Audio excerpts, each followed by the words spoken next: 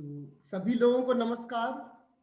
और सभी छात्र अभी तक जो अभी नहीं आए हैं वो सब धीरे धीरे जुड़ रहे हैं। और सभी से अनुरोध है छात्रों से कि अपना माइक म्यूट रखेंगे, किसी प्रकार का डिस्टरबेंस ना होने पाए जब तक कि वक्तव्य चलेगा। तो मैं अपने AITH संस्थान की तरफ से निदेशक महोदया और सभी फैकल्टी की तरफ से मैम को बहुत हार्दिक स्वागत एवं अभिनंदन करता हूं। तो जब तक हम लोग स्टार्ट करते हैं उससे पहले मैं मैम का परिचय आप लोगों के सम्मुख रखना चाहूँगा। Doctor Shalini Mohan ji associate professor एवं नेत्र विशेषज्ञ हैं तथा ग्लूकोमा कार्निया विशेषज्ञ हैं, और आप GSBMI बैंक की संस्थापक हैं। मैम सक्षम की कैम्बा इकाई की कानपुर प्रांत की प्रभारी भी हैं। आपने MBBS में गोल्ड मेडलिस्ट हासिल किया है तथा MS करके एम्स नई दिल्ली से 4 वर्ष तक ग्लूकोमा और कार्निया प्रत्यारोपण में विशेष योग्यता हासिल की है। GSBM मेडिकल कॉलेज कानपुर में आपने कार्निया प्रत्यारोपण की शुरुआत की और 600 से ज़्यादा कार्निया प्रत्यारोपण कर चुकी हैं। मैम के 400 से अधिक शोध पत्र राष्ट्रीय एवं अंतर्राष्ट्रीय कॉन्फ्रेंस में पढ़े जा चुके हैं और उपस्थित भी हैं और उसका लोग लाभ उठा रहे हैं। इसमें मुख्य रूप से American academy Chicago, European Congress Stockholm, world glaucoma Congress Singapore, Hong Kong इत्यादि हैं। आपने विभिन्न राष्ट्रीय एवं अंतर्राष्ट्रीय पत्रिकाओं में अपने 100 से अधिक शोध पत्र प्रकाशित किए हैं तथा 43 छात्रों की थीसिस भी करवाई है। वो छात्र बहुत ही अपने आप को धन्यवाद एवं गौरवान्वित महसूस कर रहे होंगे कि मैम के अंडर गाइडेंस में उन्होंने अपना PhD कंप्लीट किया।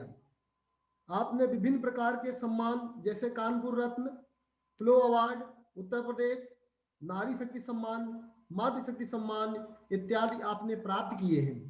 तो हम मैम का हार्दिक स्वागत करते हैं अपने छात्रों की तरफ से भी।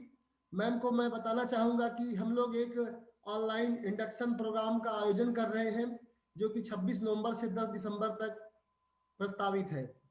ये इंडक्शन प्रोग्राम मैम बच्चों के सर्वांगीण विकास के लिए मानसिक रूप से, शारीरिक रूप से एवं बौद्धिक रूप से भी, तथा इनका संस्थान में आने पर क्या वातावरण रहेगा, कैसा वातावरण रहेगा, अपने आसपास के वातावरण से परिचित हो सके और विभिन्न माननीय लोगों से के उनके व्याख्याताओं से, उनके लेक्चर से अपने आप को काफ़ी अनुभव प्राप्त कर सकें, इसलिए ये प्रोग्राम रखा गया है। सभी शिक्षकों से भी ऑनलाइन हो जाने पर भी मैं सभी छात्रों का गौरव भी बढ़ेगा। इस वजह से हमारे निदेशक महोदय जी के आदेशानुसार इस प्रोग्राम का आयोजन किया जा रहा है। तो मैम आप सादर आमंत्रित हैं और आप अपना वक्तव्य शुरू कर सकती हैं। Thank you ma'am. बहुत बहुत धन्यवाद, बहुत बहुत आभार आपके शब्दों के लिए। मैं हार्दिक धन्यवाद देती हूँ निदेशिका महोदया का और डॉक्टर श्रीनाथ जी का तथा अंबेडकर इंस्टीट्यूट ऑफ हैंडीकैप के समस्त टीचर्स का और छात्रों का जो यहाँ पर इस समय उपस्थित हैं। और आप, मेरी आवाज़ क्लियर आ रही है? Yes ma'am. Thank you, thank you. और मैं बहुत हर्ष का विषय है जो आप लोगों ने ये इंडक्शन प्रोग्राम शुरू किया है। निश्चित तौर से ही ये छात्रों के मानसिक, बौद्धिक और शारीरिक विकास, सर्वांगीण विकास के लिए बहुत ज़्यादा अच्छा रहेगा और इसके लिए आप लोगों को बहुत हार्दिक बधाइयाँ, शुभकामनाएँ। तो आज हम लोग क्योंकि छात्रों से बात कर रहे हैं, तो अपने भी विद्यार्थी जीवन के बारे में कई बार याद आ जाता है कि किस प्रकार से हम लोग अपनी पढ़ाई किया करते थे। और उस समय की पढ़ाई को सोच के अब एहसास होता है कि कितना सुबह से रात तक हम लोग किस प्रकार से मेहनत कर लेते थे। और छात्रों को देख के हम लोगों को स्वयं ही ऊर्जा एक मिलती है कि जिस प्रकार से वो मेहनत करते हैं और आप लोग इतना अच्छा आप लोग को उनको गाइडेंस देते हैं जिससे कि वो बहुत अच्छा अपने क्षेत्रों में करते हैं आगे बढ़ के। तो टीचर्स को बहुत-बहुत नमन और छात्रों को बहुत-बहुत शुभकामनाएँ कि वो आगे बहुत अच्छा करें अपनी फील्ड में, अपने क्षेत्र में, नाम रोशन करें और इंस्टीट्यूट का भी नाम रोशन करें। तो जब हम लोग विद्यार्थी जीवन में हम लोगों को एक पाठ पढ़ाया जाता था, जो आज के भी दौर में उतना ही सत्य है कि कहा जाता था कि काक चेष्टा वको ध्यानम श्वान निद्रा तदैव च अल्पाहारी गृह त्यागी विद्यार्थी पंच लक्षणम। तो जैसा कि बड़ा अच्छा इसमें निहित है इसमें कि काक चेष्टा मतलब हमें अपना प्रयत्न निरंतर लगातार हर रुकावट के बावजूद भी करते रहना है, क्योंकि हमें अपने लक्ष्य क्या को प्राप्त करना है। तो इसी बारे में मैं सोच रही थी कि कई बार इस तरीके की मुश्किलात भी आती हैं। कई बार ऐसा हो जाता है कि हमें ये मन में ऐसा ख़्यालात आते हैं कि अब तो ये संभव ही नहीं है और ये पढ़ाई तो हो नहीं सकती या किसी सब्जेक्ट में बहुत प्रॉब्लम हो रही है या किसी में मार्क्स कम आ गए कई बार, तो आपके पास आपके गुरुजन अम्बेडकर इंस्टीट्यूट के इतने अच्छे-अच्छे गुरुजन हैं, आप उनसे सहायता ले सकते हैं। और मैं यहाँ पर ये भी कहूँगी कि अ, कोशिश करने वालों की हार नहीं होती और लहरों से डर के नौका पार नहीं होती। तो विद्यार्थियों से यही है कि आगे अपने लक्ष्य को निरंतर बारंबार आगे बढ़ते जाना है, अपने लक्ष्य को प्राप्त करते जाना है और उसमें उसके तरफ जितने भी आपकी तरफ पथ जा रहे हैं, कि किस प्रकार से आपको अपनी सब्जेक्ट की तैयारी करनी है, उसमें आपको अपने टीचर से किस प्रकार से मदद लेना है, कौन-सी पुस्तकें हैं जो आपको उसमें मददगार सिद्ध हो सकती हैं, इसका आप गाइडेंस ले सकते हैं। आजकल तो ऑनलाइन पढ़ाई का ज़माना है। ऑनलाइन इतने सारे वेबसाइट अवेलेबल हैं, लेकिन इम्पोर्टेंट ये है कि कौन-सी वेबसाइट पे हमें सही इन्फॉर्मेशन मिलेगी। हर वेबसाइट पे सही इन्फॉर्मेशन अवेलेबल नहीं होती। इसके मार्गदर्शन के लिए आपके पास उच्च कोटि के शिक्षक और शिक्षिकाएँ मौजूद हैं, आप उनसे गाइडेंस ले सकते हैं। कहने का तात्पर्य ये है कि आपको अपने लक्ष्य की प्राप्ति करने के लिए जितने भी रास्ते उस तरफ जा रहे हैं, आपको उन रास्तों को फॉलो करते जाना है। चाहे वो मार्गदर्शन हो आपके अध्यापक एवं अध्यापिकाओं का, चाहे वो पुस्तकें हों, चाहे वो ऑनलाइन ज्ञान का वर्धन हो। तो इस प्रकार से जब आप सही रास्ते पे चल पड़ेंगे, तो सफलता निश्चित ही आपको प्राप्त होएगी और फिर कोई भी किसी भी प्रकार की बाधा आपको रोक नहीं सकती है कि आप आगे बढ़ें और अपने लक्ष्य की प्राप्ति करें। तो फर्स्ट जो पॉइंट था कि काक चेष्टा इसके बारे में, दूसरा है वको ध्यानम। तो जिस प्रकार से बगुला अपने लक्ष्य को ध्यान में रखते हुए और लगातार एक तरह से देखा जाए तो वो मेडिटेट करता रहता है, मेडिटेशन करता रहता है कि कैसे अपने लक्ष्य को प्राप्त करनी है और जैसे ही उसको अपना शिकार नज़र आया, तुरंत वो एक्टिव हो जाता है और अपना लक्ष्य प्राप्त करता है। तो मेडिटेशन आपको एक प्रकार का करना है, आपकी अपनी पढ़ाई में मेडिटेट करना है और उसपे इस प्रकार से ध्यान लगाना है कि आप जो भी पढ़ें, वो आपके मस्तिष्क में एकदम एक छाप छोड़ जाए, स्टैम्प लग जाए उस चीज़ का और फिर आप आगे बढ़ सकते हैं। इसके अलावा आपको हर समय अलर्ट रहना है, श्वान निद्रा। मतलब अलर्टनेस कि अगर आप सो भी रहे हैं, तो भी आपको अलर्ट रहना है, कोई इम्पोर्टेंट इन्फॉर्मेशन जो कि आपको कोई फॉर्म भरना है, कोई एग्ज़ाम देना है, किस प्रकार से उस तक आपको पहुँचना है, ये इन्फॉर्मेशन आपको प्रॉपर होना बहुत-बहुत इम्पोर्टेंट है, बहुत ज़रूरी है। तो इसके लिए आपको निरंतर एक्टिव रहना है, विजिलेंट रहना है और ध्यान रखना है कि कोई चीज़ आपसे मिस ना हो जाए। अल्पाहारी इसके बाद कहते हैं अल्पाहारी, अल्पाहारी से मतलब ये है कि जो भी चीज़ें आपके स्वास्थ्य के लिए ज़रूरी हैं, जो भी आहार आपके लिए पौष्टिक है, उसका सेवन आपको करना है। जब अब क्योंकि मैं स्वयं ही एक चिकित्सक हूँ, तो पौष्टिकता के बारे में, आहार के बारे में थोड़ा हम लोग डिटेल में ज़रूर बात करेंगे। जैसा कि आप सभी लोग जानते हैं कि आजकल तो फास्ट फूड का ज़माना है। सभी लोग बच्चों को बहुत अच्छा लगता है मैगी, चाउमीन, पिज़्ज़ा खाना और उसको एन्जॉय करना।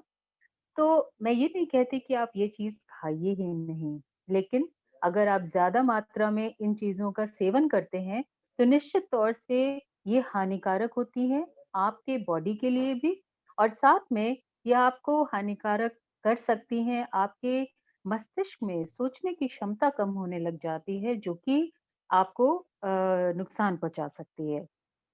तो ज़रूरी है कि किस प्रकार का आहार हम लोग लें, ये ज़रूरी है इस बात को ध्यान में रखना कि हमारे डाइट में प्रचुर मात्रा में विटामिन्स और मिनरल्स का सेवन बहुत ज़्यादा ज़रूरी है। तो आप सभी ने पढ़ा है विटामिन्स का सेवन किस प्रकार से हम लोग कर सकते हैं। ग्रीन वेजिटेबल्स, फ्रूट्स, फलों का सेवन, सब्जियों का सेवन आप नियमित तौर से आपको हर हाल में करना ही करना है और उसके लिए कोई दूसरा अल्टरनेटिव नहीं है। इसके अलावा जो ड्राई फ्रूट्स होते हैं, सपोज़ आप हॉस्टल में हैं, आप ऐसी जगह पर हैं, जहाँ पर कि आप प्रचुर मात्रा में अच्छा भोजन नहीं ले पा रहे हैं, तो फ्रूट्स आप ला सकते हैं, आप खरीद के खा सकते हैं। इसके अलावा आप ड्राई फ्रूट्स अपने पास में रख सकते हैं। आलमंड्स है, वॉलनट है, ये सब बहुत ज़्यादा अच्छा है। इसमें जो इसके इंग्रीडिएंट्स हैं, कॉन्स्टिट्यूएंट्स हैं, ये आपके बॉडी को भी हेल्दी बनाते हैं, आपके माइंड को भी शार्प करते हैं। तो आपको इनका नियमित सेवन करना बहुत ज़्यादा ज़रूरी है। इसके अलावा एक चीज़ और इम्पोर्टेंट है, वो है प्रोटीन का सेवन।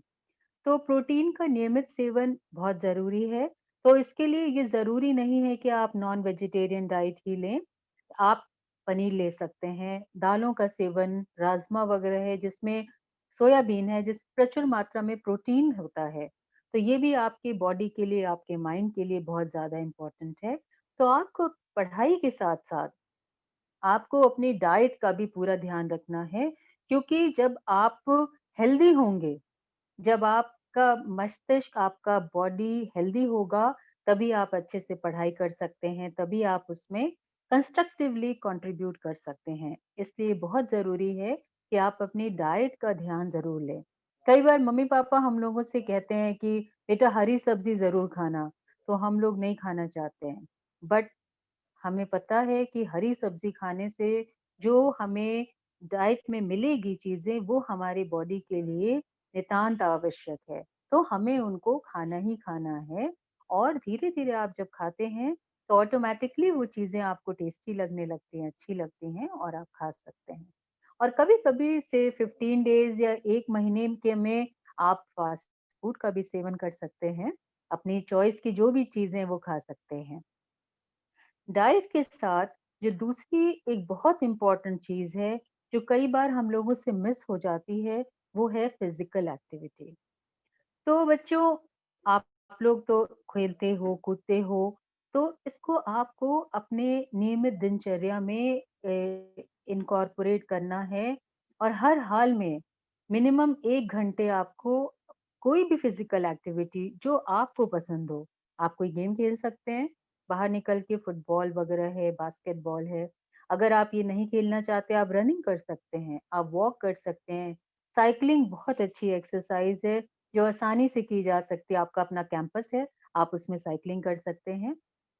कहने का मतलब ये है कि हमारे क्योंकि अभी जैसा आपका ये इंडक्शन कोर्स भी चल रहा है, जिसमें आपके सर्वांगीण विकास की बातें हम लोग कर रहे हैं और ये बहुत ही अच्छा इनिशिएटिव है आपके doctor Ambedkar institute of technology की तरफ से कि वो आप लोगों के सिर्फ पढ़ाई नहीं, हर चीज़ को डेवलप करने की कोशिश कर रहे हैं।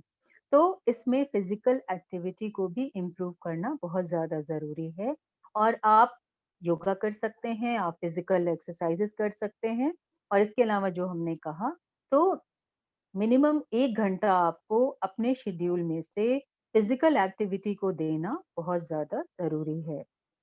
इसके बाद क्योंकि जैसा हम बात कर रहे हैं, मैं एक चिकित्सक भी हूँ और नेत्र विशेषज्ञ भी हूँ और आजकल ऑनलाइन क्लासेस बहुत ज़्यादा चल रही हैं। केवल क्लासेस ही नहीं, आप लोग का मोबाइल का यूसेज भी रहता है। कई बार लैपटॉप, कंप्यूटर का यूसेज रहता है, आप में से कई उसकी ट्रेनिंग कर रहे होते हैं। तो ऐसी स्थिति में नेत्रों का ध्यान रखना, नेत्रों का ख़्याल रखना बहुत ज़्यादा इम्पोर्टेंट होता है। किस प्रकार से हम अपने नेत्रों का ध्यान रखें, उसकी सुरक्षा करें, ये ज़रूरी है कि हम उस पे एक फ़ोकस करना ज़रूरी है। तो जब भी आप अपने लैपटॉप, कंप्यूटर या मोबाइल की स्क्रीन यूज़ कर रहे हैं, कोशिश ये करिए कि आप हमेशा अपना वर्क बड़ी स्क्रीन पे करें। मतलब मोबाइल कम से कम, बड़ी स्क्रीन लैपटॉप हो सकता है। लैपटॉप नहीं है, अपना आईपैड यूज़ कर सकते हैं। मतलब जितना बड़ा स्क्रीन उतना आई पे स्ट्रेन कम। तो इसलिए इस बात का ध्यान रखना है। दूसरा इम्पोर्टेंट चीज़ ये है कि जब भी हम लोग लैपटॉप, मोबाइल की स्क्रीन यूज़ कर रहे हैं, तो उसका जो ब्राइटनेस और उसका कंट्रास्ट वो मीडियम लेवल पे होना चाहिए। बहुत ज़्यादा ब्राइटनेस, बहुत ज़्यादा कंट्रास्ट आँखों में प्रॉब्लम पैदा करते हैं, उनसे आपको दिक्कत होती है और आई स्ट्रेन आने लगता है, सर में दर्द शुरू हो जाता है। कई बच्चों को वाटरिंग भी होने लगती है, पानी आने लगता है आँखों से। तो इसलिए ब्राइटनेस और कंट्रास्ट मीडियम करके रखना है।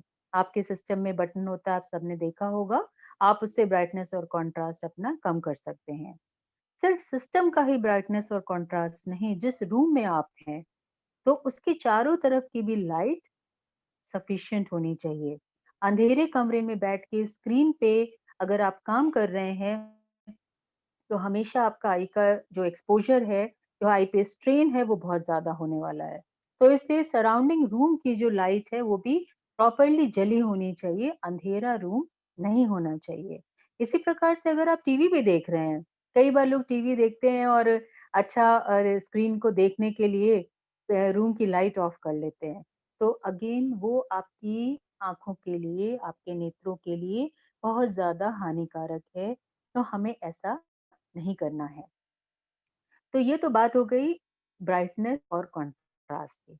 इसके अलावा जब भी आप वर्क कर रहे हैं, बहुत ज़्यादा लंबे टाइम तक लगातार वर्क करने से आपकी आँखों पे फिर से असर आता है। तो इसके लिए हम लोग एक 20-20-20 रूल फ़ॉलो करते हैं। मतलब कि जब भी हमने 20 मिनट स्क्रीन पे काम कर लिया, उसके बाद हमें 20 मिनट्स का एक 20 फीट दूर 20 मिनट्स काम किया, 20 सेकंड्स के लिए 20 फीट दूर देखना है।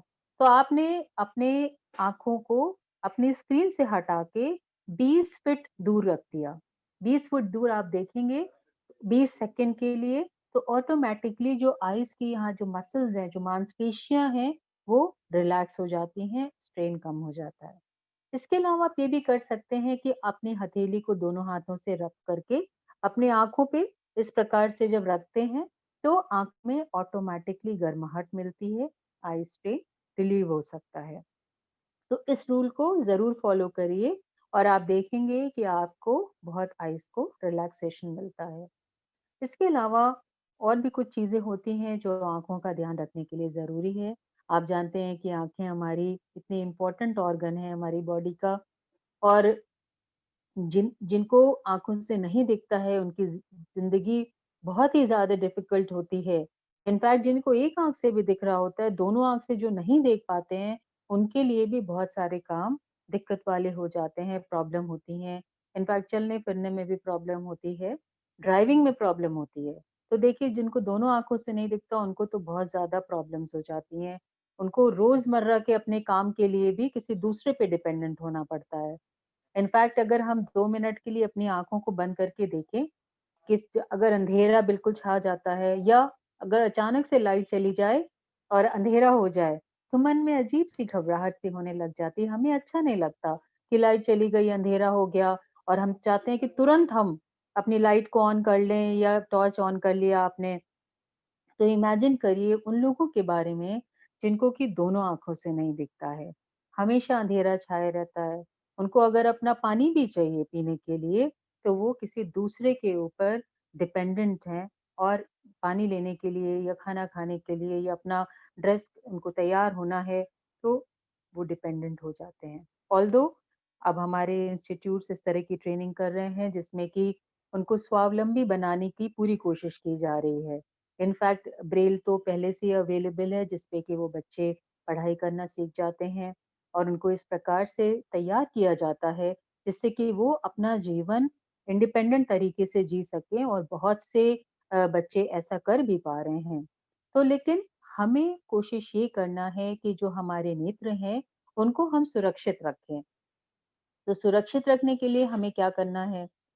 सबसे पहले तो हम लोगों ने बात कर ली कि स्क्रीन एक्सपोज़र वगैरह बचाना है जिससे उसमें कोई दिक्कत ना हो। दूसरा इम्पोर्टेंट चीज़ ये होता है कि हमें आँखों की सुरक्षा करनी है, इसलिए हमें अपने आँखों पे किसी भी प्रकार की कोई चोट ना लगे, इस बात का ध्यान रखना है।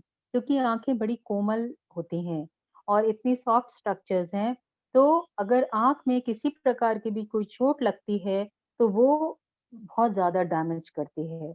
तो कोई किसी भी प्रकार का अगर आँख में कुछ पड़ जाए, तुरंत डॉक्टर्स की परामर्श लीजिए और उसका निदान करवाइए। आप अगर पटाखे छुटा रहे हैं, आँखों के पास मत ले जाइए, दूर से छुटाइए, बड़ों के सानिध्य में छुटाइए जिससे कि आपको आँख में कोई चोट ना लग जाए। इसी प्रकार से अगर कोई जैसे आप कलर्स खेल रहे हैं, होली में आप रंगों का उपयोग करते हैं, सावधानी से करिए। केमिकल कलर्स का प्रयोग मत करिए। ऐसे ऑर्गेनिक कलर्स दीजिए जो अगर गलती से आँखों में चले भी जाएँ, तो नुकसान ना पहुँचाएँ। कहने का तात्पर्य ये है कि आँखों की सुरक्षा हमारे अपने हाथों में है, तो हमें अपने आँखों को सुरक्षित रखना है, बचा के रखना है। इसके अलावा सपोज़ आपको अगर किसी वजह से धुंधला दिखाई दे रहा है, देखने में प्रॉब्लम हो रही है, तुरंत जाकर नेत्र विशेषज्ञ की परामर्श लेकर आप अपनी आँखें चेक कराएँ। कुछ ऐसी बीमारियाँ होती हैं जो हम लोग बचपन में ही कंट्रोल कर सकते हैं। अगर सपोज़ आपको एक आँख से कम दिख रहा है, बचपन में ही अगर उसका ट्रीटमेंट हो जाए, तो वो बीमारी पूरी तरह से खत्म हो जाती है और बड़े होके प्रॉब्लम नहीं होती। लेकिन अगर हम लोग बचपन में प्रॉपर ट्रीटमेंट ना करें, तो वो बीमारी परमानेंट हो जाती है, क्योंकि बचपन में हमारा डेवलपमेंट हो रहा है, आँखों में ऐसे चेंजेस आ रहे हैं जो कि बड़े होके परमानेंट हो जाते हैं। तो हमें अपने आँखों का चेकअप कराना है अगर आँखों में किसी भी प्रकार की कोई समस्या हो रही है। इसके अलावा ये ज़रूरी होता है कि अगर आपको कोई प्रॉब्लम हो ही गई है, तो कभी भी कोई भी आई ड्रॉप्स, कोई भी मेडिसिन्स खुद खरीद कर नहीं डालना है। परामर्श से ही डालें जिससे कि आपकी आँखों में कोई जो नुकसान है, जो डैमेज है, वो आगे ना बढ़े और आपको कोई दिक्कत ना हो आगे चल के। तो ये तो छोटी-सी बातें थी नेत्र सुरक्षा के बारे में। अब हम लोग इसका दूसरा एक एस्पेक्ट देखते हैं, जो कि है नेत्रदान के बारे में। तो जैसा अभी हम लोग बात कर रहे थे कि जो लोग दोनों आँखों से ब्लाइंड हो जाते हैं, तो हम उनके लिए डेफ़िनेटली कुछ कर सकते हैं।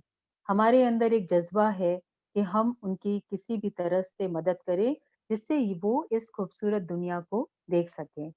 तो इसके लिए हमें क्या करना है, हमें ऐसे लोग जिनकी की मृत्यु हो गई है, उनकी मृत्यु के पश्चात 6 घंटे के अंदर उनका नेत्रदान हम लोग करा सकते हैं।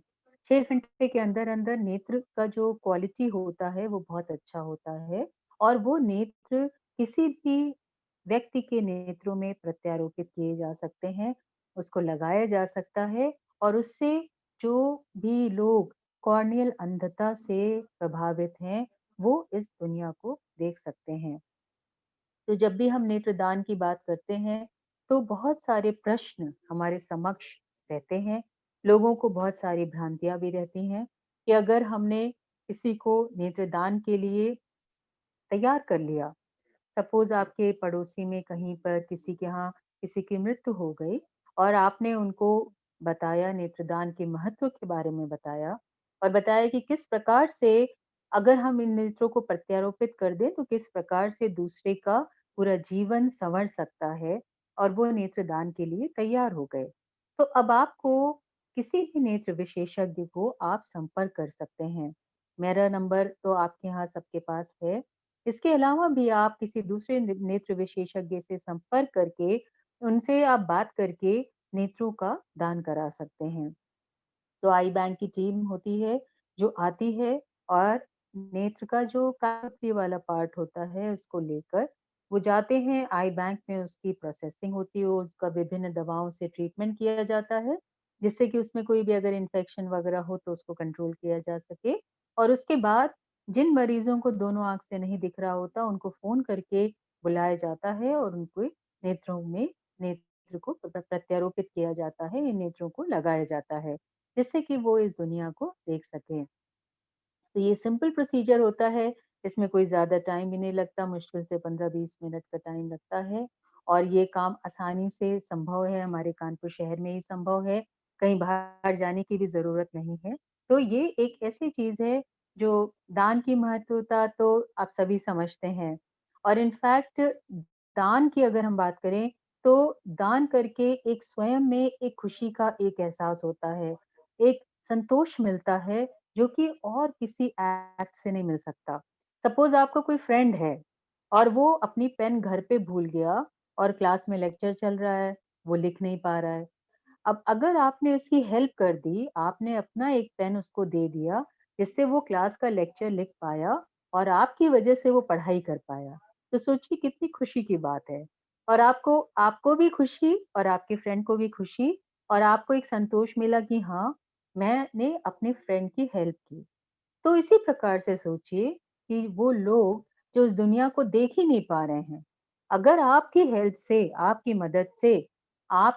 मदद से किसी का नेत्रदान हुआ और वो अब इस दुनिया को देख पाएगा, तो इमेजिन करिए उस इंसान की खुशी जो इस दुनिया को देख ही नहीं पाता और सोचिए आपको कितना मन में संतोष आता है कि आपने एक बंदे की पूरी ज़िंदगी बदल दी। तो दान हर तरह से बहुत अच्छा है और आगे चल के आप लोग अभी अपने प्रोफ़ेशन में जाएँगे, आगे चल के आप डिफरेंट फ़ील्ड्स में आप एक्सेल करेंगे, बहुत अच्छा करेंगे, टॉप पोज़ीशन पे पहुँचेंगे और तब भी इस बात का ध्यान ज़रूर रखिएगा कि दान का बहुत ज़्यादा महत्व है। अगर हमारे धर्म में बहुत ज़्यादा इस बात को एम्फसाइज़ किया जाता है कि अगर आप किसी को कुछ भी दान दें, उसकी मदद करें, तो उससे अच्छा नेक कार्य और कोई नहीं हो सकता।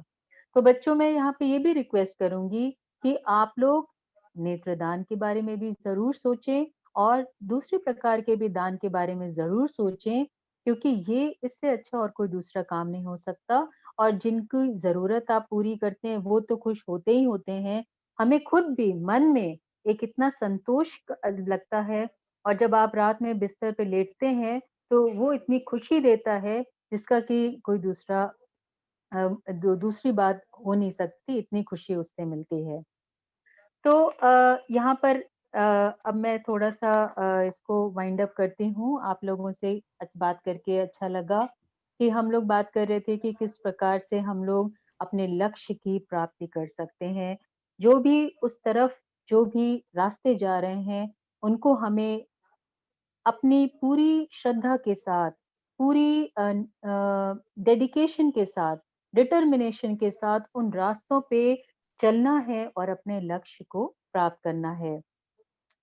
इनफैक्ट मातृशरण गुप्त जी की एक कविता हम लोगों ने बचपन में पढ़ी थी, आप लोगों ने भी ज़रूर पढ़ी होगी कि नर हो न निराश करो मन को, कुछ काम करो, जग में रहकर कुछ नाम करो।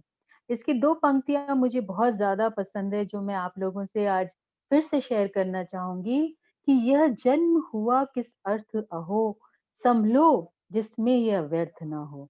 तो हमारा ये जन्म है, ये किसी अर्थ से हुआ है, ये किसी कारण से हुआ है।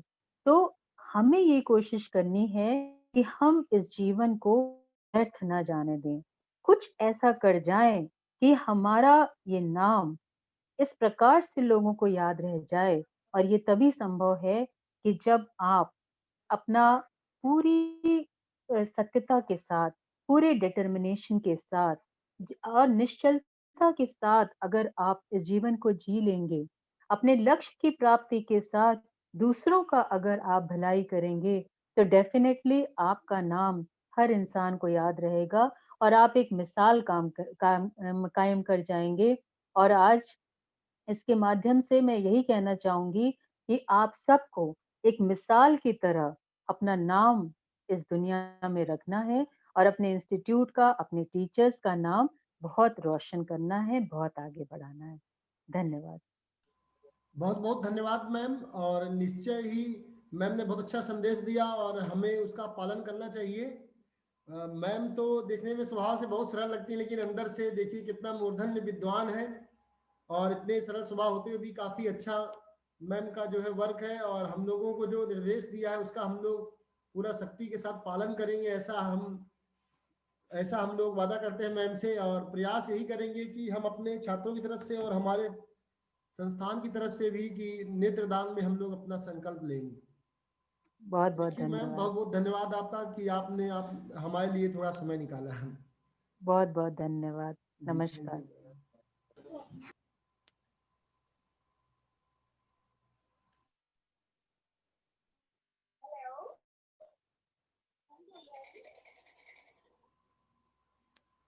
तो आज का यहाँ पर ये सेशन हम लोग समाप्त करते हैं। सिन्हा सर, और कोई अभी कोई आगे, तो हम अभी कुछ चला नहीं रहे सर।